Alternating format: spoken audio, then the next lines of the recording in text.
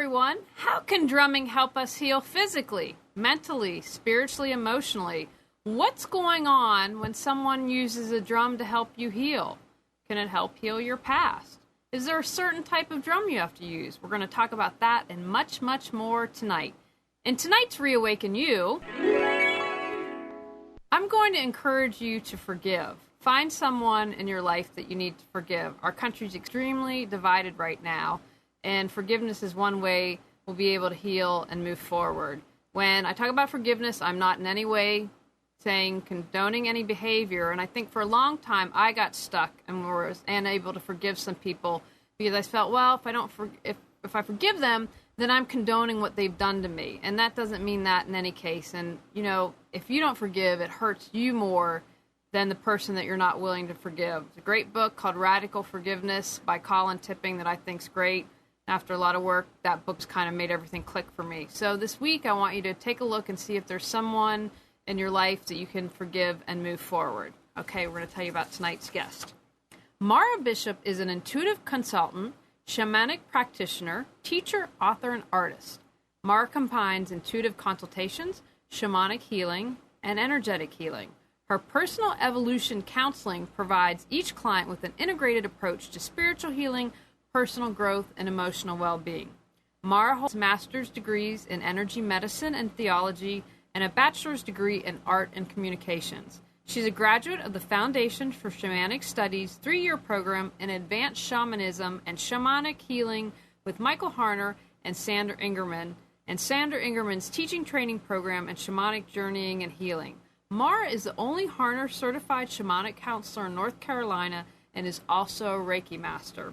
She is the author of Inner Divinity, Crafting Your Life with Sacred Intelligence, and teaches workshops on shamanic journeying and accessing your own intuition and spiritual connections. Welcome, Mara. Hey, Julie. Thank you for having me back. We're thrilled. We had Mara was one of the first people to be on the show when we first interviewed, and I'd encourage you to check that out. We did a great show, and she explained what a shaman is, and that's back in October 2011. If you go to Reawaken Your Brilliance, you can watch that interview with Mara. But let's get started. For those of you who didn't see the interview, can you briefly explain to us what a shaman is? Absolutely. Well, shamanism itself is essentially the oldest spiritual practice that we know about on the planet. It has been part of our society on 6 continents for at least 30 or 40,000 years, as far as we can tell from archaeological evidence. And essentially, shamanism is an approach to living that honors the spiritual aspect of everything in nature and acknowledges that we are a part of a larger web of existence. And it involves enlisting the help of the spirit world to bring balance and harmony to individuals and communities. The term shaman itself comes from the Tungus people of Siberia, and the term refers to someone who is a spiritual healer, or literally someone who can see in the dark. And shamanism really allows for a lot of flexibility. There are many different shamanic cultures around the world, obviously, with their own traditions. So whether it is drumming yourself and dancing, or singing a power song, or lying still and having someone else drum for you while you journey to meet a helping spirit, there are many different methods that work in shamanic practice. One of the fundamental aspects of shamanism is the idea of direct revelation, that you're having your own connection with helping spirits to provide guidance or healing if you're working on behalf of other people. Practitioners of shamanism will alter their state of consciousness, right, to embark on a journey, right, a shamanic journey. And it's this idea of journeying that distinguishes shamanism from other forms of spiritual healing or other kinds of spiritual practices. So a shaman will shift her focus, will shift her perception from her physical body to being able to perceive the spiritual world around her. And it's once she's on this journey, or he, that she has access to spiritual allies, to compassionate teachers or power animals who are willing to assist and provide guidance or healing. And one of the most common ways that a shaman or a shamanic practitioner shifts their consciousness is through the use of percussion, monotonous percussion specifically. And today we call that auditory driving or sonic driving. And it's really consistent cross-culturally. It's one of those core shamanic techniques, and that's an expression that Michael Harner coined to describe the methods that are common, that are nearly universal across shamanic cultures, that are not specific to one cultural group, okay? Kind of common to us as human beings in the shamanic sense. And interestingly enough, so Michael Harner, as the head he started the Foundation for Shamanic Studies. I won't give you a whole lot of background about that, but he was an anthropologist he is an anthropologist, but in the 50s and 60s, he was studying shamanic groups all over the world and exploring different ways that they would make this shift. So he was interested in the drum beat for himself and discovering how, this is a drum beat, I'm starting to move here. What was the beat that worked for him to shift into this altered state? And he found that it was in the 205 to 220 beats per minute range, right? Not to be too specific. But then he went back and started doing more research and looking at different cultures to figure out what was the beat that they used. And interestingly enough, he found that they were in that similar range. So this is a technology that we've used for thousands and thousands of years. And now scientists have done studies. There's one particularly with the Salish people of the Pacific Northwest coast of our country that monitors the EEG waves, right? That monitors our brain waves and show that when we drum at that particular beat, that we shift into the theta state. Right? So we go into this place that's associated with dreams and hypnosis and these deeply meditative states. So it makes sense, right? So what traditional cultures have known for thousands and thousands of years, now science is being able to document. Is there a typical drum that you use for the one you're holding? Does that have a specific name? This is a frame drum. And there are many different kinds of drums. And, they talk about the shaman's drum being used like a horse or a canoe to have the shaman ride into the spirit world. And there are typically 3 different ways that we use drums. Sometimes we use them in a group, right? And I'm going to show you these. Let me just show you these right now, and then I'll talk about the different ways. So I have 2 different drums here. I've got all the drums that I use personally are frame drums. It's very typical in shamanic work to use these kind of handheld drums. They're portable. You can move around if you're in a circle. They're fairly lightweight. It's not the only kind of drum that you can use in shamanic work, but it's pretty common. So I have a variety of drums, and they kind of fall into 2 categories. I have this variety here, which I'm going to show you, which are just near and dear to my heart.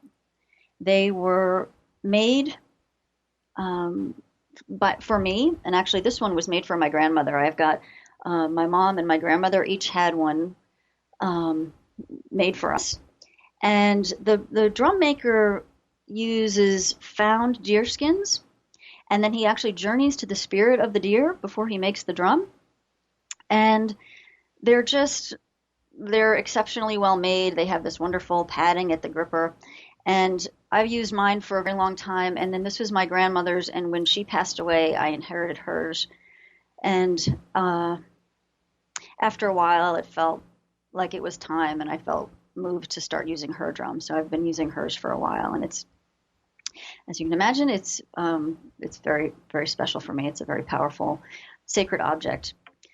The other kind of drum that I use is also, I think, quite lovely, is the Remo drum. This is called a buffalo drum. It's the same, similar size. It's the same construction. You have a grip in the back to hold on to, and then you use a, you know, beater to drum.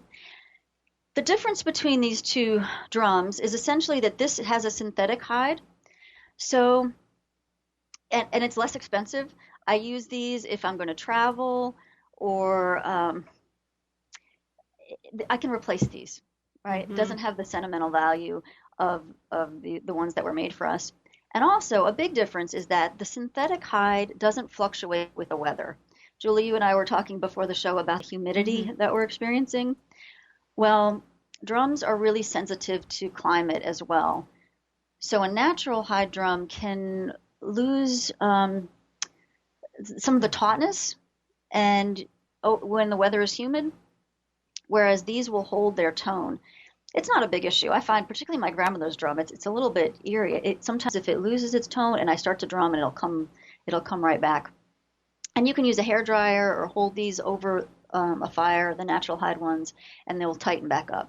But that's just it's a characteristic of the natural hide. Why do you think it is that cultures all over the world have incorporated drumming to some extent, whether it's shamanic drumming? Why do you think that is? And I didn't know until you told us earlier that the beats per minute range is very similar and going into theta state. So why do you think cultures have used drumming? Well, I think that the beat of a drum speaks to us at a very primal level. When we were babies in our mother's wombs, her heartbeat was probably the first thing that we heard, right? Or felt even. And so I think we have this link to this kind of, especially the repetitive sound of shamanic drumming, this consistent beat that gives us a profound connection to other human beings and is a link to this kind of ancient collective experience. So I think that very kind of original experience may have something to do with informing our relationship to drumming as a species. There's a man named Bill Runsabove who's a Cheyenne composer, and he describes that kind of link about when people gather and drum in powwows and hear the music. And he says it's natural that the drum beat is symbolic of the heartbeat of Mother Earth, right? So I think there's that kind of connection, and kind of from just our origin as human beings. I also think that drums are so accessible. They are the first instruments that we play as children, right? You can make a drum out of anything.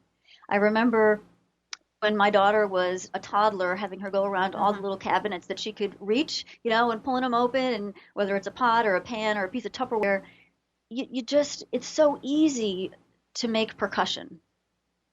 Piano's great, the saxophone's great, all these other instruments are, they're wonderful, but they require a certain level of complexity and resources that drums and simple percussion just don't, right? So drumming is accessible to beings of all ages, through all ages, of all resources, whether you live out in a remote village or whether you live in the city, we can drum. Now, I want to remind everyone, if you have a question for Mara, please feel free to chat it in and I'll ask, or you can Skype at Computers 2K Voice or call us at 919-518-9773. So can you talk a little bit about how drumming can heal us physically, spiritually, emotionally, mentally, wherever you want to start? And I go into more detail when I first interviewed Mara. When I first moved to North Carolina, I worked with Mara, who's also an exceptional artist in addition to all of her shamanic work. But I had one of the most profound experiences while working with her and healing. And in that time, throughout the thing, but in the one particular moment I'm thinking about, you were drumming. And that was part of the healing process. So if you can just touch on that, how, again, if people aren't familiar, how shamanic drumming can help with healing. Okay, absolutely. Well, from the very basic level, sound is vibration, right? It's something we feel in our whole bodies. The whole field of sound healing is really expanding. So again, it's this kind of thing where what we knew way back thousands of years ago and put into practice is now uh, coming back, and a lot of research is really bearing out what we knew back then.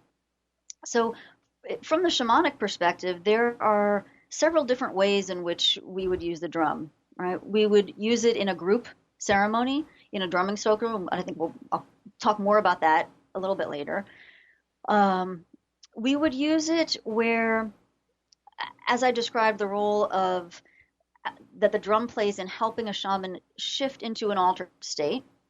And then we also use it as kind of the direct healing vehicle, where it's the vibration itself or a request for a spirit to help guide the drum to work directly with a client, right? And I think probably I did a combination of those things in the session I did with you.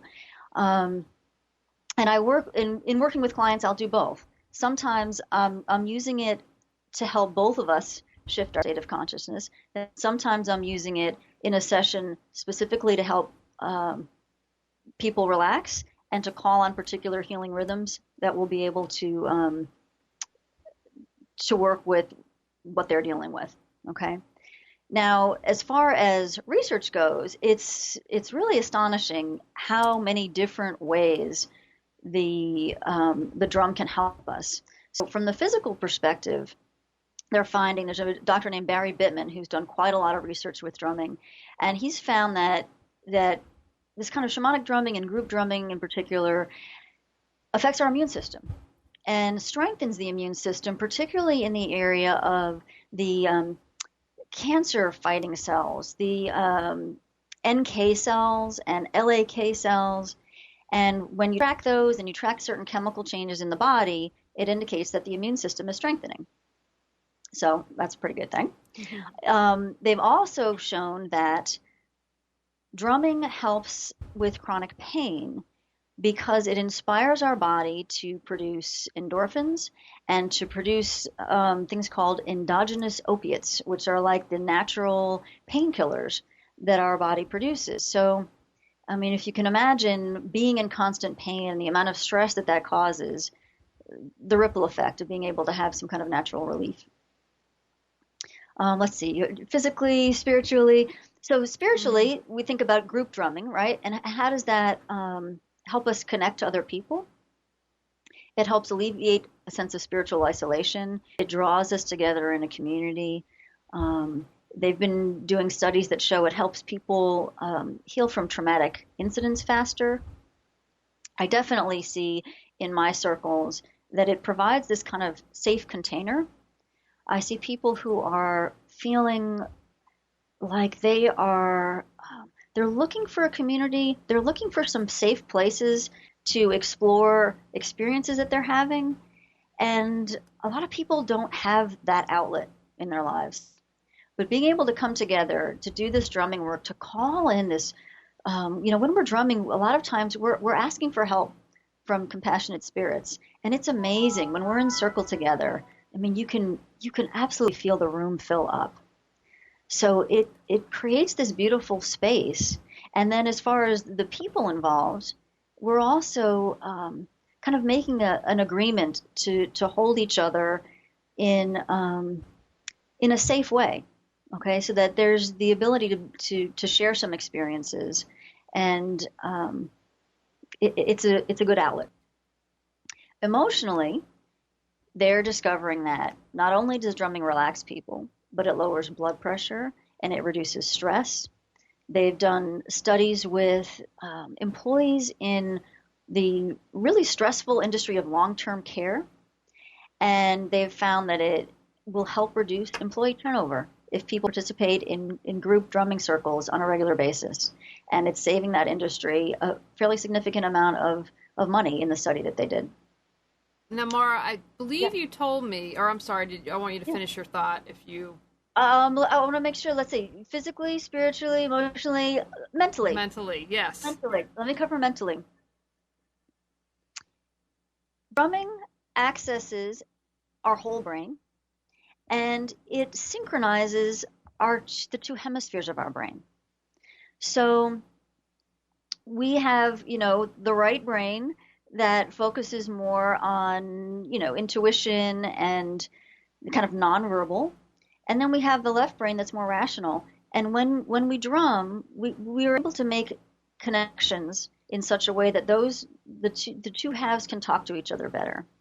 It allows us to be able to translate from one side to another, to take sometimes kind of intuitive insights and be able to bring them into the world of language, both to ourselves and to other people, a little bit better. And also, since it is accessing all parts of the brain, they're finding that it's helpful for people with significant damage in things like Parkinson's disease and strokes.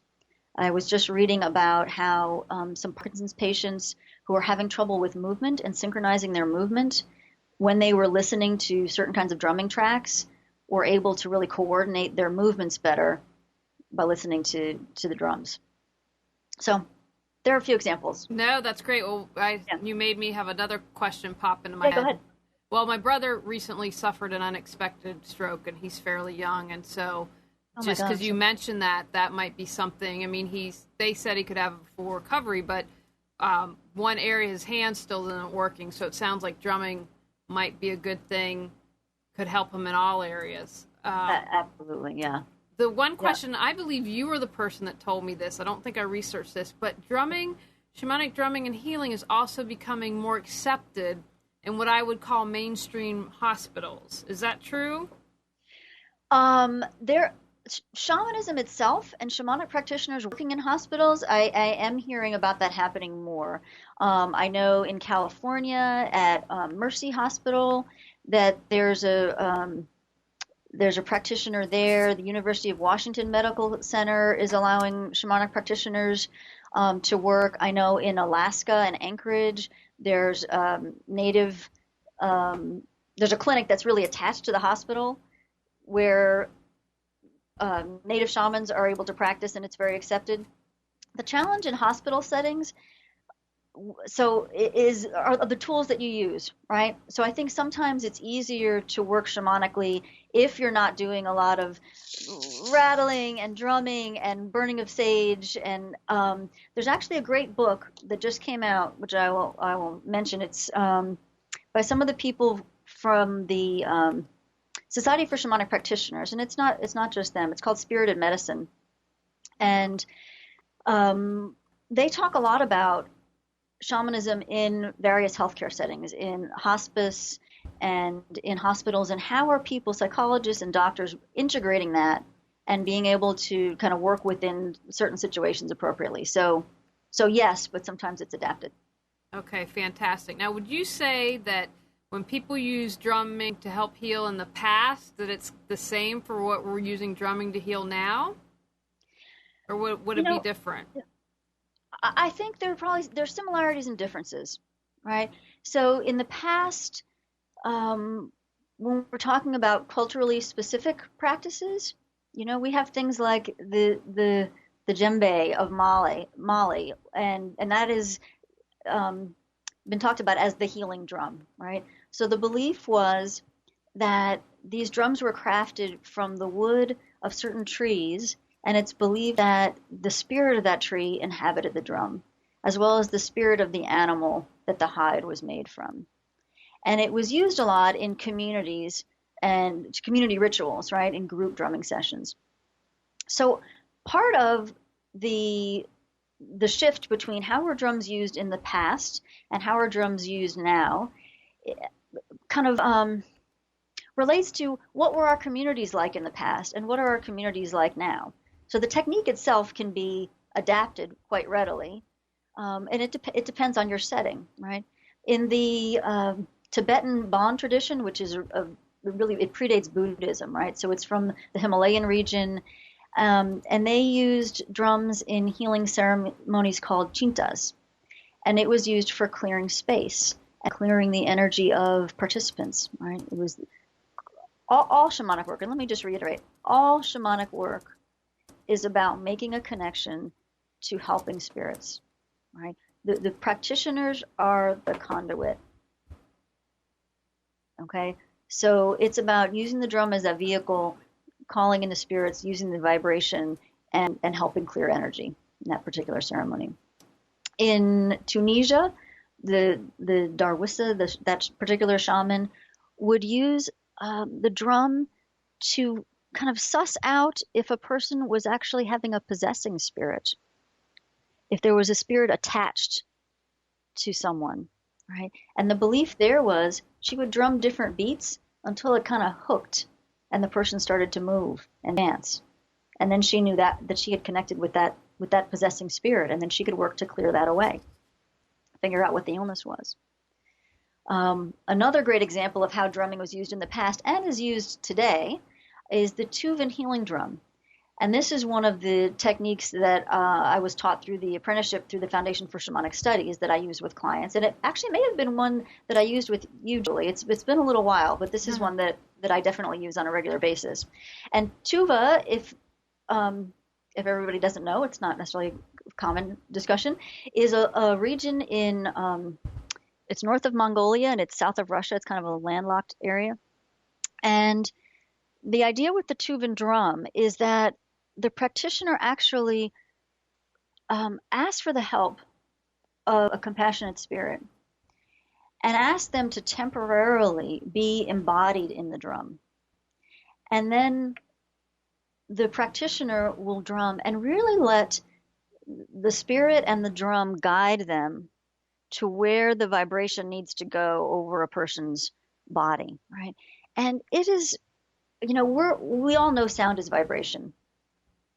But when you are having a session where a drum is really close to you, especially when it's with this help, right, with this divine help, and you feel the vibration in your being, it's very, very powerful. It kind of goes beyond the sense of hearing that we have. So that's a great example. And Tuva, this is, it's not just in Tuva where this has happened, but in the early part of this century, by the 1920s, the practice of shamanism was outlawed in that area. With Stalinism, pretty much religious practice of all sorts. The monks were killed. To have a drum, a tool of shamanism, or a rattle, or to practice some of the traditional ceremonies of those regions, like the bear funeral rites of the Khanty people in Siberia, were illegal. And they were seriously punished by many, many years in prison or even death. And as I said, it's not just that particular totalitarian government that would outlaw shamanism. There have been systematic efforts to eradicate shamanism all over the world, from the early Christians who appropriated sacred sites to, witch hunts of various sorts. So this is part of the great work of the Foundation for Shamanic Studies. I'll just take 1 second to make a plug here, is their Living Treasures program, which is to go to indigenous cultures and try and find the elders who still hold the wisdom of their culture and support them and help document that knowledge and help teach the next generation so that knowledge does not die with those elders. What's a website for that, Mar, and we'll post it? Shamanism.org. Okay, and we have a question here for you on chat I want to get to because my computer died, so yeah. I had to reboot. Okay. Tamay would like to know, for those of us living in apartments, would you recommend listening to a recording of shamanic drumming? If so, can you recommend an artist or composer? Okay. Yes. Loud drumming can be problematic. I know I was doing a class at the TIP program at Duke. I don't know if any of you know about that. It's for gifted children. And we were in there, and I was drumming for them, and the kids were journeying, and some guy burst into the room, like, what is going on here? Just interrupted the whole thing. And so you do want, and I learned from that every time if I'm going to teach somewhere now, I ask the person who's hosting me, just make sure the people around are going to know that it's going to be a little bit loud for a while. So that's great that she is being sensitive to her neighbors. And so, yes, a recording works just fine. And the Foundation for Shamanic Studies has drum tracks. They have rattle journeying tracks. They have didgeridoo. They have Singing Bowl, I think. They have a whole range of tracks that are good for journeying specifically. And if you don't want to go through the foundation, there are lots of resources online. The one thing I will mention, if you're interested in doing this for shamanic journeying in particular, and this is kind of a sidebar conversation, the particular repetitive beat that we're talking about shift your state of consciousness, right? So there's one thing, if you're just going to use it for relaxation, you can set your own timer or come back whenever you want. If you're going to journey, it's nice to have what's called a callback beat, which is a shift in beat. And I'm going to demonstrate this for you guys a little bit later. I hope we'll have time to do a demo of some sort. And it lets you know it's time to come back from your journey now. And then it gives you some time to actually make your way back. So the Foundation for Shamanic Studies tracks will have that. And if you get them from somewhere else, you want to check and see if it has what's called a callback beat. Okay, and we actually had a question from Beautiful Spirit. Are we going to do some drumming together? Do you want to go ahead now and we'll get back to questions? But we're over halfway through the show, so I'd love to have you do whatever you wanted to demonstrate or exercise, whatever your show. I'm happy to do it now. Okay. We can do it now, and we can do it again if we have time. Okay, so what I'm going to do is a demo of the kind of beat that we would use to do shamanic journeying. And I'm going to use my grandmother's drum, my Grammy's drum. She was such an awesome person, and I tell some great stories about her in my book. So, when we're drumming, we have different intentions, right? And a lot of the time, we might be calling in our helping spirits, right? Depending on the work that we're going to do. We might be offering thanks. We might be calling up our own power as we're getting ready to journey. So in this case, my intention is going to be to offer thanks to any assistance that we have received here tonight and are continuing to receive here tonight. In ordinary reality, I know it takes a lot of work to put on a show like this, and also any non-ordinary reality, any spiritual assistance that we were receiving here tonight. So for those of you who are listening, you can join me in that intention. You can have a different intention, and I would just encourage you to close your eyes and relax and just listen.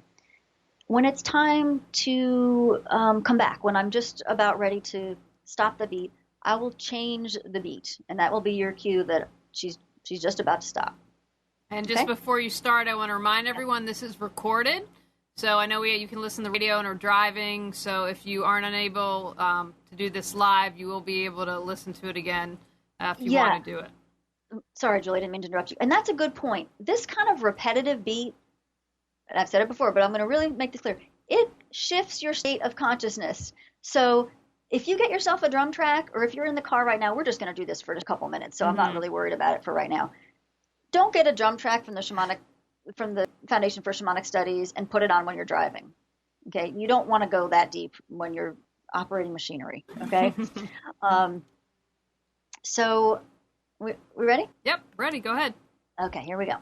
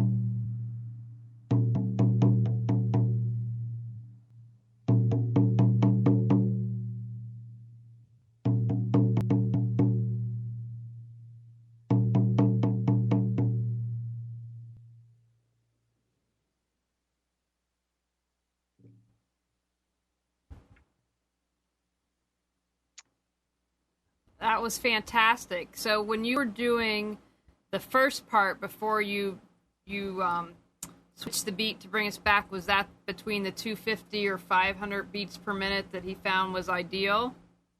The general range. I honestly haven't really timed it precisely. You know, I've heard enough of the tracks of, you know, my teachers and what's put out there that's been measured that I, you know, kind of modulate on that, but it's in that range. And then when you were drumming, is it because of the sound energy? It's just literally because everything's made of energy. The beats to the drum are just like on a physics, on an energetic level. That's what's going on, right?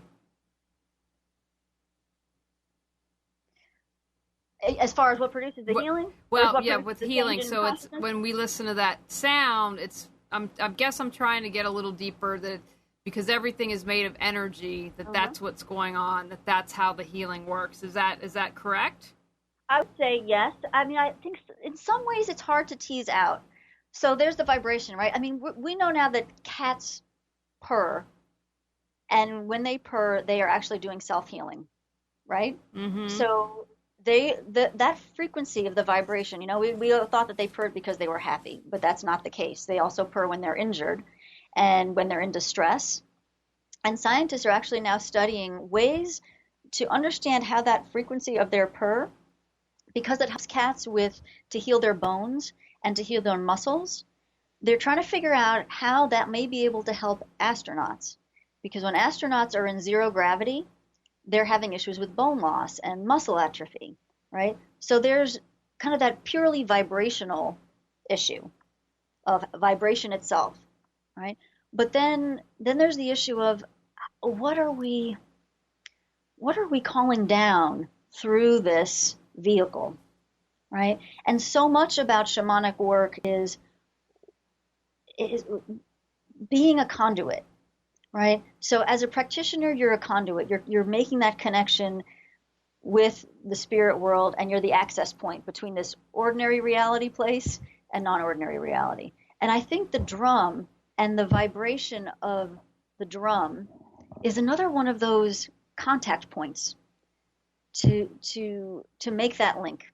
So I think it is the physical vibration. I think it is the energy behind the vibration. And I also think it is something greater than that. And it's the intersection of those things that produces the results. Does that make sense? Yes, it makes complete sense and very well stated. Now, you talked earlier about how we found that drumming can help with cancer and things like strokes. Can you maybe give some examples from clients that you've helped, and maybe that people might not have thought of, like, wow, I never thought I could use drumming to help heal that? Okay, sure, yeah. So let's see. This week I did some soul retrieval work, and I like to do drumming with clients who are about to have a soul retrieval for a number of reasons. I think it helps to shift them into a place where they are more open to receive the energy that's coming back to them. And I won't go into soul retrieval too much, but it helps to heal trauma. When we have trauma, we can disconnect from parts of ourselves as a kind of a self-protective mechanism. And it can cause a whole host of problems in our life, emotional problems, physical problems. So when you do a soul retrieval, you're reconnecting a person with that part of their essence that they've become disconnected from. Okay, so in working with a client recently, we drummed together as I typically do with soul retrieval clients, and I did work for her. And right towards the end of bringing back journeying to gather these soul parts for her, which were fascinating in and of themselves, which I won't go into, I saw the spirit of this part of a little girl running, saying, "Wait, don't leave me." And it was like this last part of her little girl, a part that when she was a little girl, she had some soul loss, and it wanted to come back. And when she came back and got up off the table, and it was the time when I was discussing what I saw in the journey for her, and I described this to her, she said that she saw that part while she was on the table. She had experienced that same thing. She saw that part of herself come back, and when I was journeying, she was able to welcome that part of herself back and to kind of give the little younger her a hug and start working on that level. So there are amazing things can happen when you kind of make the space for it through drumming. I had a client, we're just about to do an article together about this, who was a really, really challenging case with chronic pain. And we did drumming, but with a variety of other things as well, all in the shamanic realm. And he had been to doctors, scores of doctors and chiropractors and therapists, and he had a really serious back and hip pain and leg pain. And somebody suggested he came to me, and he was one of those people that once they got in my office and, I was doing some sage, was saying to himself, oh my gosh, what am I doing here? This is just, he was not from this world. But after he had a session, he went home and he wrote me a few days later and said, I have, this is the first time I have been pain-free in 3 years. The doctors had completely given up on him and told him this was all we can do for you. Go home and make the best of it. So one of the things that I love about this work, it doesn't fix everybody. It's not a magic bullet any more than any other therapy is, but mysterious and wonderful things can happen for people. I've had people with chronic illnesses who kind of a similar thing after being to many, many doctors and not seeing progress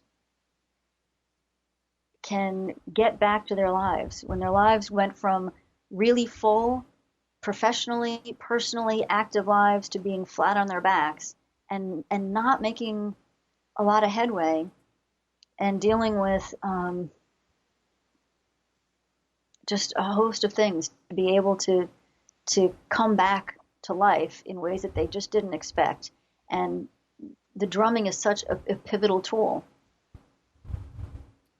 That's great. And I want to remind everyone, if you have a question for Mara, please feel free to chat her. You can call in at 919-518-9773 or Skype at Computers2K Voice. Now, Mara, I know you lead these. Can you tell us what a drumming circle is and maybe what the benefits are of that? I mean, why would someone want to do a drumming circle? Sure. Drumming circles are, if you're interested in journeying and being able to have the skill to access guiding spirits, helping spirits on your own, to get information for yourself, they're a great way to do it, right? And so you can journey by yourself, right? And I'm a naturally introverted person. I like to do work by myself, but there really is something special about doing it in a group. The power is amplified. Jesus had that quote from where 2 or 3 people are gathered and I am in their midst. And I really believe that God and the divine is with us no matter what, right? All the time, alone with others, it's constant. But when people gather together with a shared purpose, and when we're calling on all of our helping spirits, the room fills up in a very beautiful way. And when we're all drumming together, it's interesting. People hear other things. People hear singing or flutes or other things that are coming through the drums. So it can be a pretty interesting experience. It's also a place to have a shared community to share your journeys and to experience some of that vibration and that synchronous drumming and being able to shift together.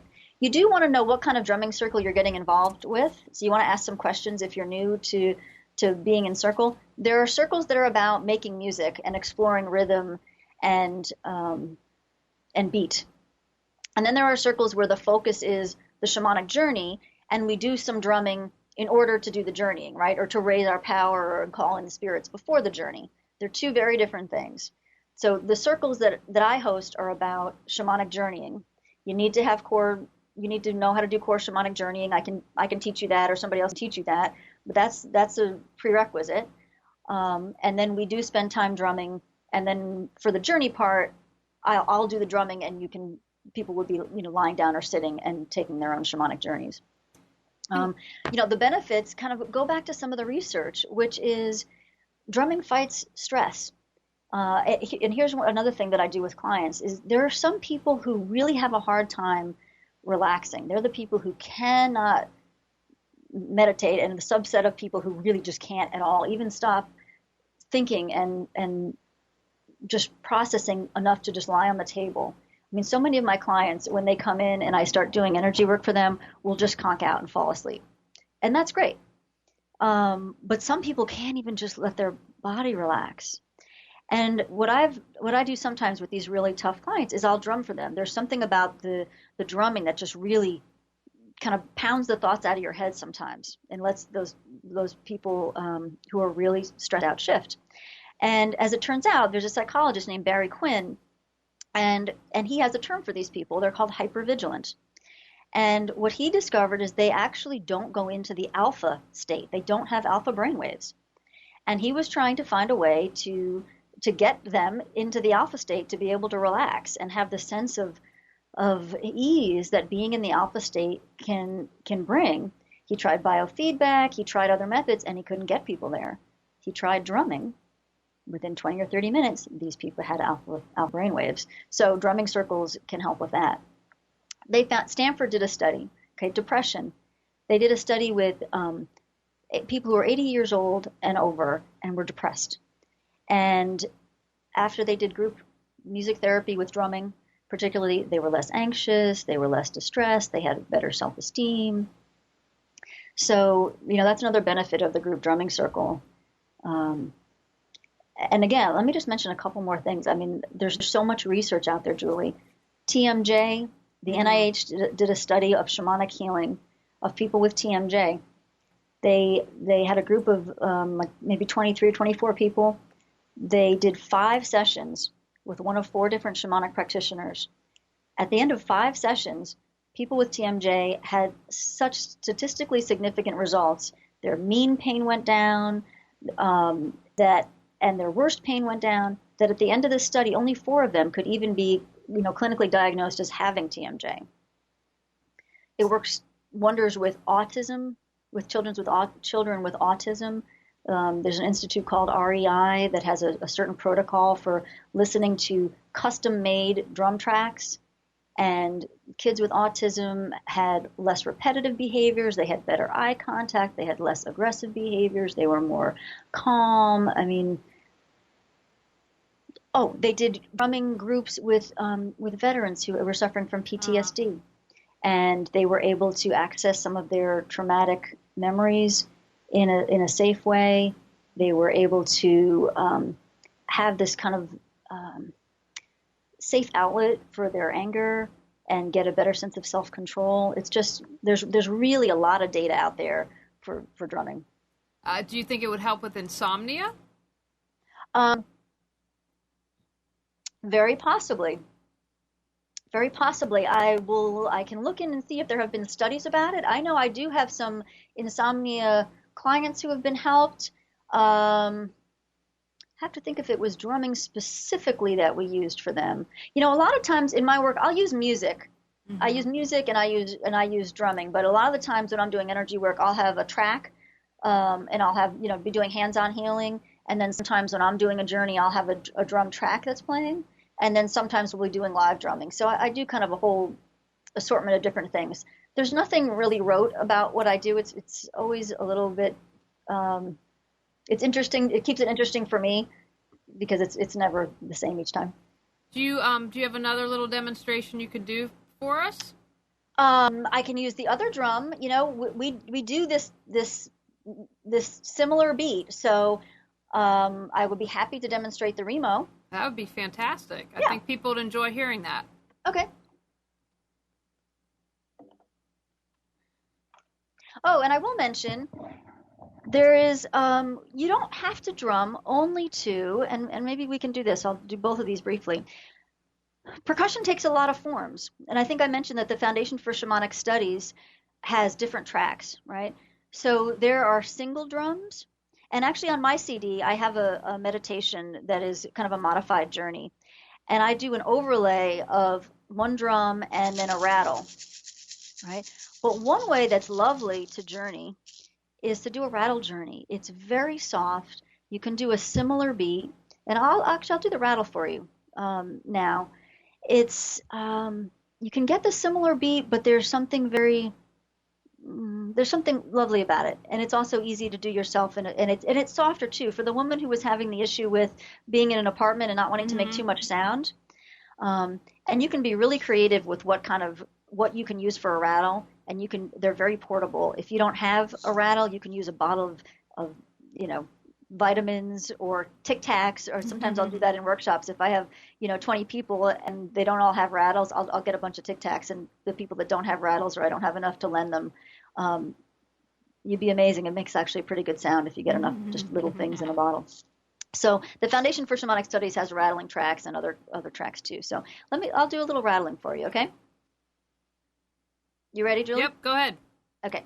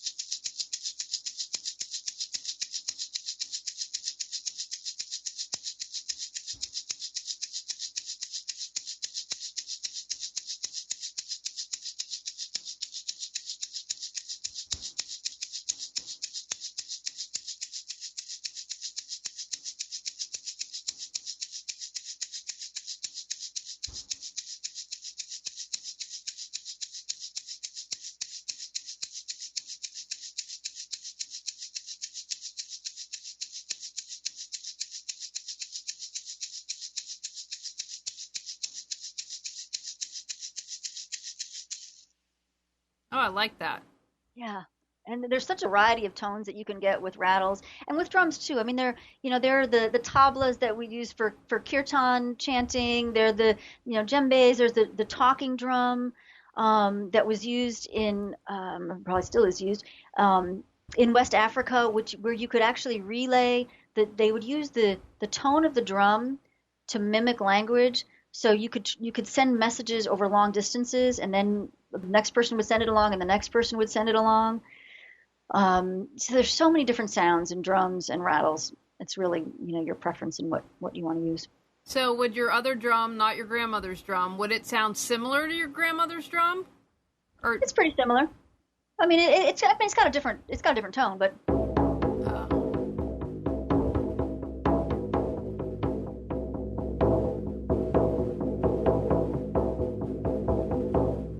A little deeper and a little heavier. This one is deeper, and this one always pretty much sounds the same. My grandmother's drum, depending on the weather, can go from really tight and higher to deeper as well.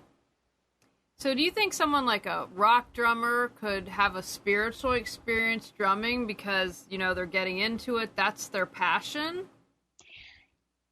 I think that we as human beings are so drawn to music because it can transport us, right? It can take us out of ourselves. It can bring us more deeply and connect us to ourselves. Maybe that's the same thing, really. So I don't underestimate the kind of experience that a person can have when they are deeply connected to music, right? I think people can enter into a kind of creative trance, but there's a big difference in intention when you're doing shamanic drumming and when you're doing any kind of musical drumming. Now, I don't rule out the possibility that a rock drummer, couldn't have some kind of spontaneous journey experience and meet up with a spirit when they're drumming. Their bandmates would probably notice something was a little different. It would probably be radical. Mm-hmm. That wouldn't be a common experience for them. So it's definitely different. But I am not surprised. I would not be surprised to hear that musicians who use the drum have what they would consider to be spiritual experiences. Amnon, does that make sense? Yep, absolutely. Amnon has a question for you. Nothing spiritual, but I was looking at the back of it and how it's constructed. When you hold it in the back and you squeeze, doesn't that stretch the hide? Because of the way... The natural hide one? Yeah, because of the way that it is. I mean, it seems like when you squeeze those, it it would stretch the hide. Yeah. These And- are really tight. So, Yeah. I mean, theoretically, you're correct, but I would have to be putting a lot more pressure on my grip than I am Okay. to make any discernible difference. So it's really Okay. not squeezing the drum. These Okay. are very, very taut and rigid. They're not like strings. Okay. All right, now I've got a couple questions, Mara. As you know, I like to ask each guest. The first is someone might be going through a really difficult time right now and really struggling. What advice would you have for them? Okay. My advice would be to be kinder to yourself. That would be number one. We tend to be really hard on ourselves in different ways. And I would also say, and this kind of relates to being kind to yourself, to find something, it also relates to our talk that we did last month, find something that brings you joy, even if it's something small, and try and do it a little bit every day. And then what one step can people take tonight after the show before they go to bed or tomorrow morning to reawaken their brilliance? Okay.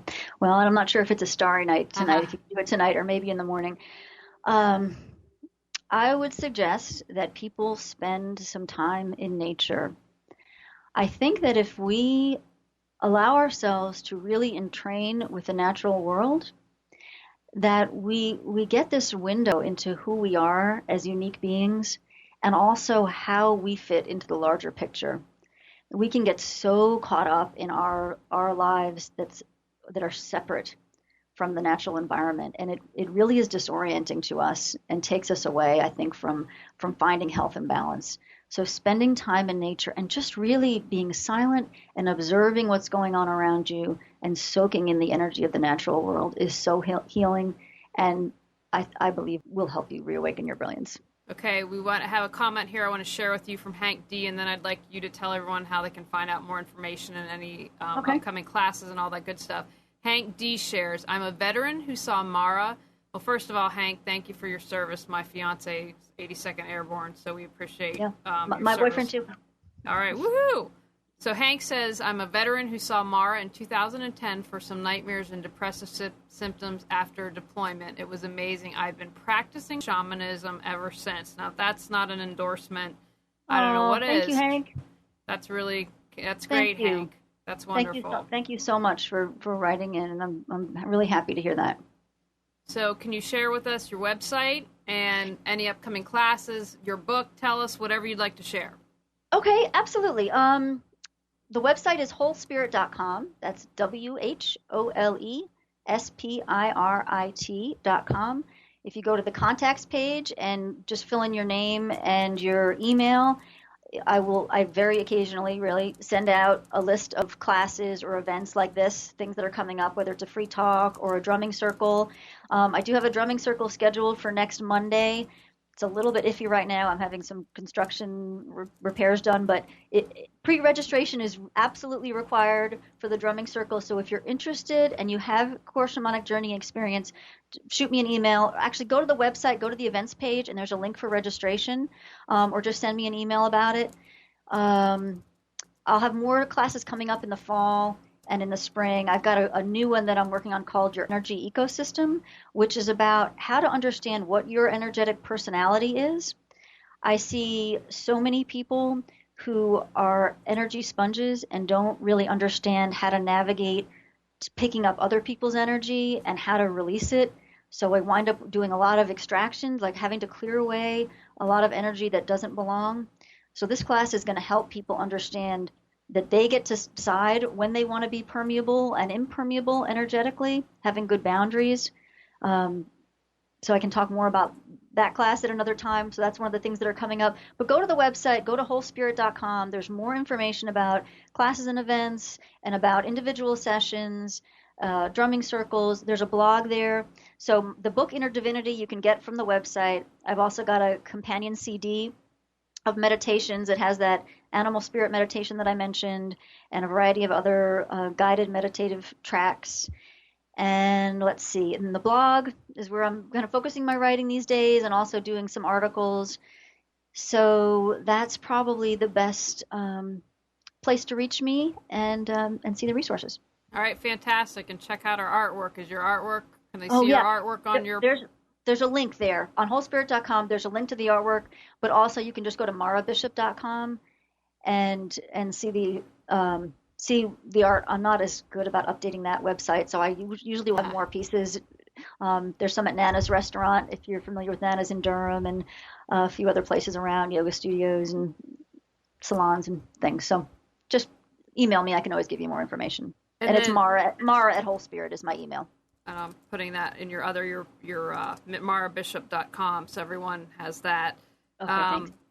And yeah, I mean, I've done amazing work with Mara. I highly recommend her. And I'm assuming, Mara, you could do sessions over Skype like this, right? I do long distance sessions all the time. I've got clients in Europe and all across the globe. We've done Asia. We do regular people in different time zones. It's there's some work that I prefer to do in person, but a lot of the work just doesn't matter where you're working from. So over the phone or via Skype is very possible. Okay, everyone. So check out wholespirit.com and marabishop.com for art. Really some beautiful stuff. And I want to remind you, we're having a contest that ends end of this month. Win an interview. If you're someone who hasn't been on Oprah's couch or New York Times bestseller, but are doing lots of great things and want to get your message out, I want to help you. I know sometimes when you're starting, you just don't have that chance, but people around you know you're doing wonderful things. If you go to reawakenyourbrilliance.com and check on the contest tab, you can find out more information. All right, everyone. We'll see you here next week. Thank you, Mara. Thank you so much, Julie. All right. Bye now. Bye-bye.